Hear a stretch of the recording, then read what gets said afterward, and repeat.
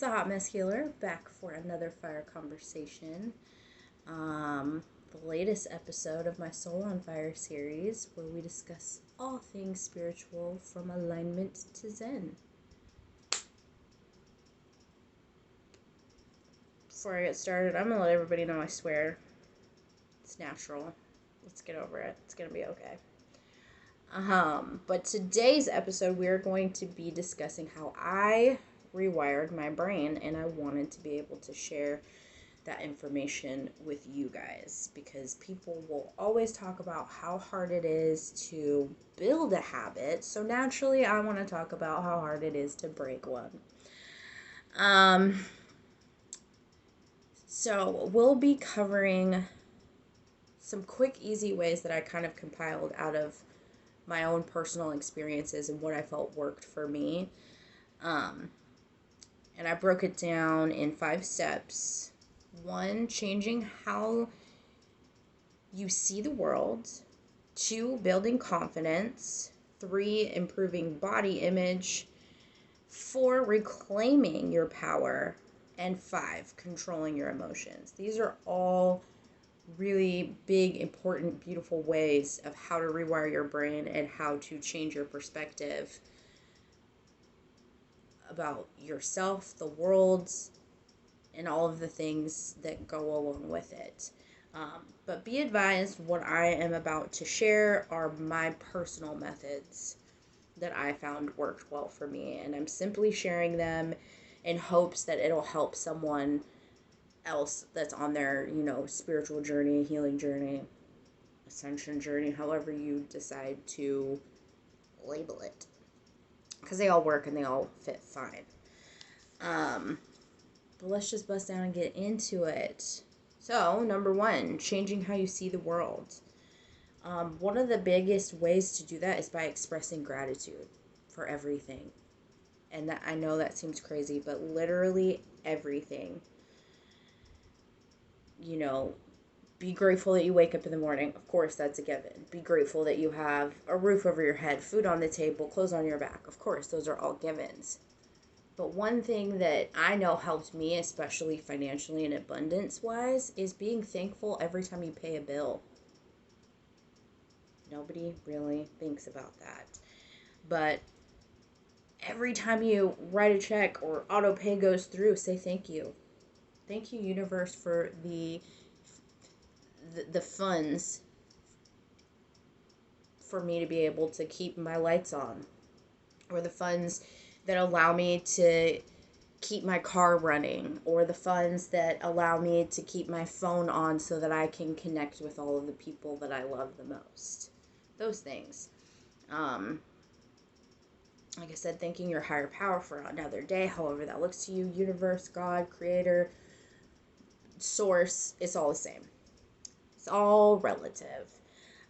But one of the biggest things that I used to do is, and I don't know where this really came from, but it was just something that I started doing, especially in the beginning of my journey, and something that I actually like to still incorporate. I'm not always perfect with it, but it's definitely something that I still like to incorporate with my daily expression of gratitude, and that's before your feet hit the floor, say 3 things you're grateful for. So like I said, you could be thankful you woke up. You could be thankful that you had a good night's sleep. Thankful for the person you're waking up to, or the fact that you're not waking up next to anybody at all, because sometimes people are happy being just singular individuals. There's nothing wrong with that. But yeah, that's a great way to get the gratitude juices flowing first thing in the morning. I'm going to say it again. Before your feet hit the floor, say 3 things you're grateful for. Let's move on. Step 2. Building confidence. This is one that's huge. And a great way for you to feel stronger in your daily lives, and for you to feel like you got it like that. And who doesn't want to feel like they got it like that? That's a great fucking feeling. confidence is homemade. That is something that you create for yourself, by yourself, within yourself, obviously.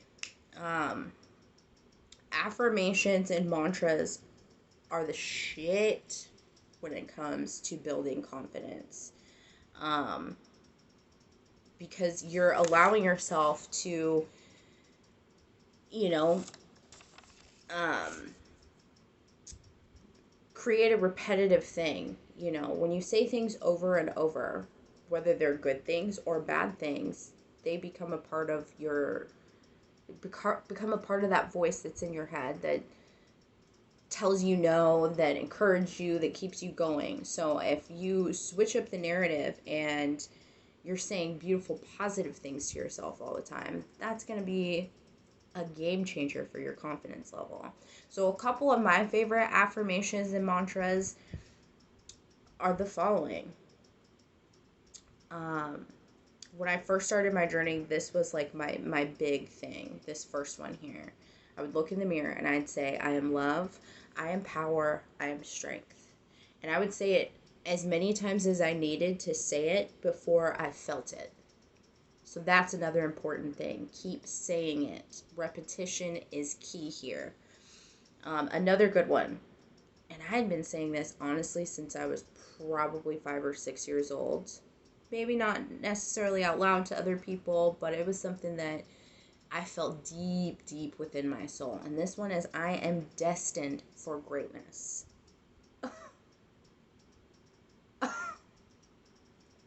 Even just saying it, I'm like, yep, I sure am. This is another one, and this is actually a quote from one of my absolute favorite movies in the entire world.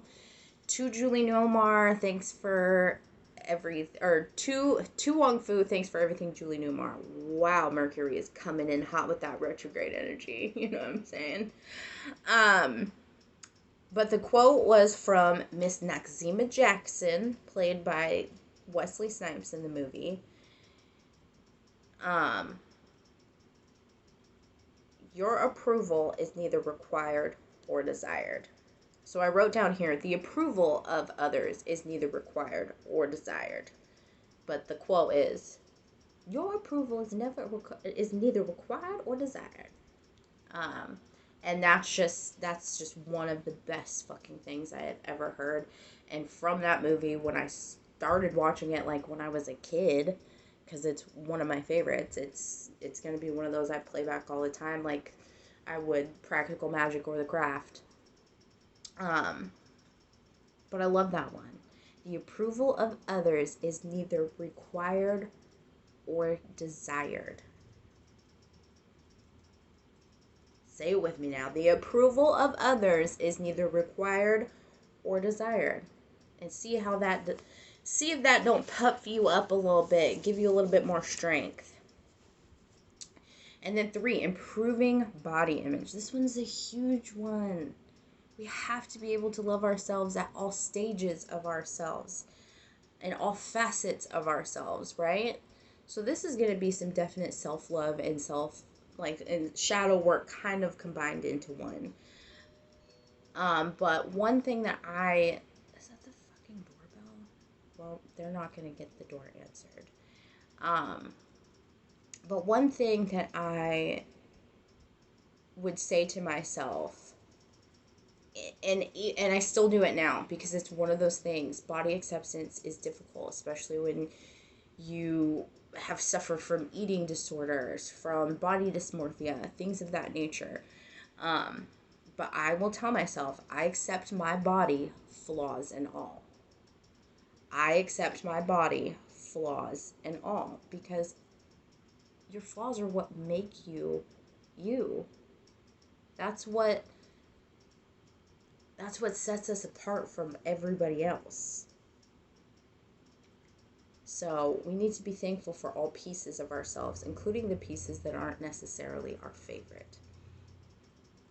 This was a big one, and I still do it, especially when I'm not feeling as body positive or as comfortable in my skin as I'd like to, because everybody has days.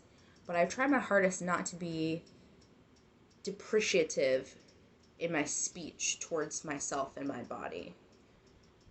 And I think I'm that much more conscious of it because I plan to be a parent at some point. And the last thing I want is to have a daughter that says detrimental things about herself. So I got to train myself to not say detrimental things about me, even if it's something simple like, oh, my hair looks like crap today, or I really don't like the way this fits. Does it need to be said? No, it doesn't. It doesn't help anything. But what you can do is, if you're not feeling as body positive, if you're not feeling sexy, cute, comfortable, pretty, whatever it is, just thank your body. Be thankful. Express gratitude to your body. Thank your body with loving intention. So some things that I would do is I would be like, you know what? Especially if I was in a body hate phase, start picking out the things that you actually like. I love my eyebrows. They really frame my eyes well. Seems simple enough. I love my lips because they're big and I can appreciate them now when I didn't when I was younger. People pay for this. I used to thank my legs. Why? Because they get me places. So if you can't appreciate all of it, appreciate pieces until you become wholly and completely appreciative. And the third one is going to make everybody uncomfortable. Get naked. Get naked and get comfortable that way. For the last probably like 5 or 6 years, maybe more, when I take a shower or a bath or whatever, I come out, I'm all wrapped up, do my thing, dry off. Sometimes I'll just, naturally dry too. But lotion up and just hang out. Let that lotion sink in. Let your body just readjust to this new state, this cleanliness, right? Because, showers are rituals too. So, giving your body the chance to air out and be free in its most natural state is important. So it's not only about getting naked and getting comfortable, but you also have to be appreciative. Again, we're going to roll it back to thanking your body and doing that with loving intention. But get comfortable being naked. Get comfortable being at your freest state. Because that's how you're going to start catching yourself in mirrors and being like, oh, hey girl, you look pretty cute today. That's another one. I'm going to add that one to it. Compliment yourself. Too often do we give away compliments that we could or should be saving for ourselves. There is nothing wrong. I'm probably going to make a video about this, about confidence versus being conceited, because you can love and appreciate yourself and not be arrogant about it. But compliment yourself. Girl, you look cute today. Dang, this lip gloss is popping today. Or dang, my butt looks good in these jeans. Whatever it is. Boost your own freaking ego. Sometimes it needs it. Your ego is a part of you. It needs to have a little bit of a celebration every once in a while too. Let's keep it pushing to number 4. Reclaiming your power. To me, I feel like this is like the final phase of getting true building of confidence. And this is like the last nail in it.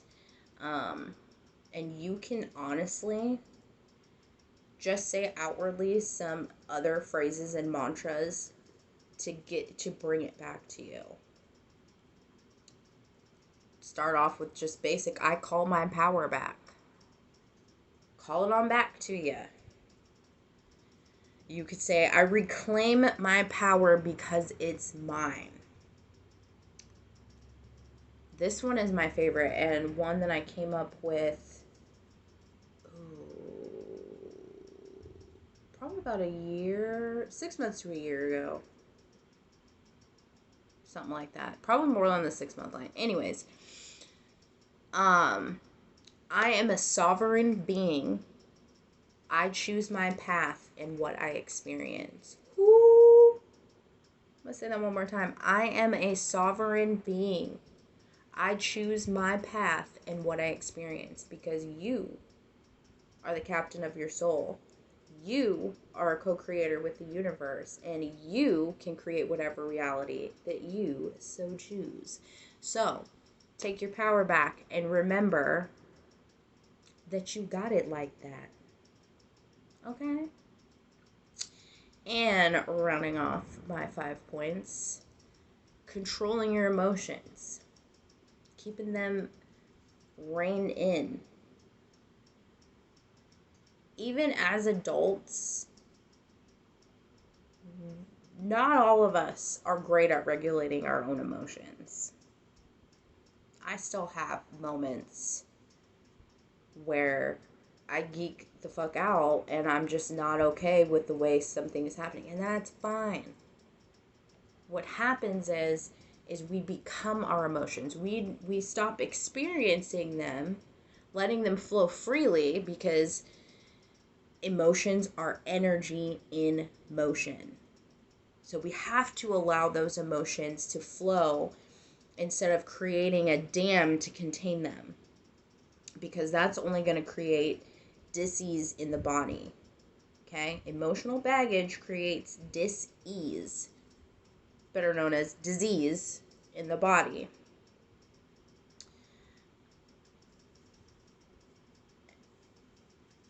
And that's why it's important for us to be able to regulate those emotions and feel them, experience them, observe them, and then let them go. Float away like a butterfly. And this comes from doing your shadow work. You got to. There's no ifs, ands, or buts about it. The love and light part of the spiritual game is great. It's wonderful. It's happy. We love it here. Rainbows, sunshine, cookies. But that's only half of it. That's only half of it. And toxic positivity is a real fucking thing. And if you were constantly like, it's going to be okay, it's going to be okay, you're going to not be okay. It's okay for you to be like, you know what, this sucks. This experience right now is not my favorite, but I'm going to be okay. See the difference there? You're acknowledging the fact that things aren't exactly cohesive. But you're also acknowledging the fact that, you know, it's that regression to the mean. Swing one way to really positive stuff, you're going to come back to the middle and swing the other way to not so positive stuff. And that is the regression to the mean. You gotta have it all. You can't just celebrate one piece of this intricate puzzle, because that's not the reality of it, unfortunately. So you got to do your shadow work. If you don't know how to do your shadow work, go to my Soul on Fire series playlist and hit episode 2. Are you afraid of your dark? It's a great episode that kind of breaks down everything you need to know about shadow work and how you can accomplish it.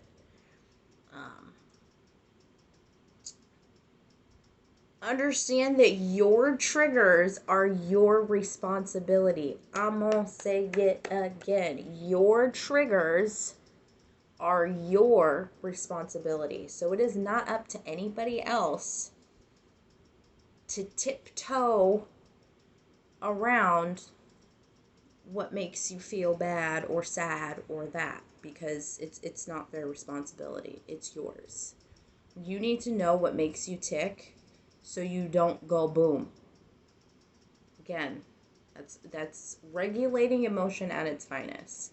Because although it is okay to have explosive bouts of anger, frustration, sadness, whatever, there's a reason why it's explosive. It's because you've been holding on to it too long, and you're just like a bottle of soda shaken up, and then the slightest thing, slightest bump is going to make you shoot out the top. Not okay. Which leads me into my next one. When you are triggered, learn the art of the pause. Oh man, this was my favorite fucking thing when I first got on my spiritual journey, is learning the art of the pause. Giving yourself 4 to 5 seconds to let whatever it is that someone said that may have been triggering, or what someone has done that may have been triggering, give yourself a beat. Give yourself a little minute to let that kind of sink in before anything comes out of your mouth. We want to have well thought out responses instead of fly by the seat of our pants reactions. Okay? The art of the pause. Give yourself a beat. Give yourself a little minute to be like, okay, didn't like what how that came across. Is that really what was coming across, or is that how I interpreted it? Seemingly from something else or someone else, an outside experience that is inadvertently destroying this current experience. Give yourself a minute and think about it. Sit with it before you open your mouth to do anything or say anything. Okay? These are some of my best tips that I came up with, kind of in a quick, simplified way to help you rewire your brain. My brain is not working that well right now. But I hope this was helpful. I hope that you were able to take something away from today's episode. And please do not forget to like, share, comment, and subscribe to my channel for more spiritual content in the future. Much love to you. Until next time.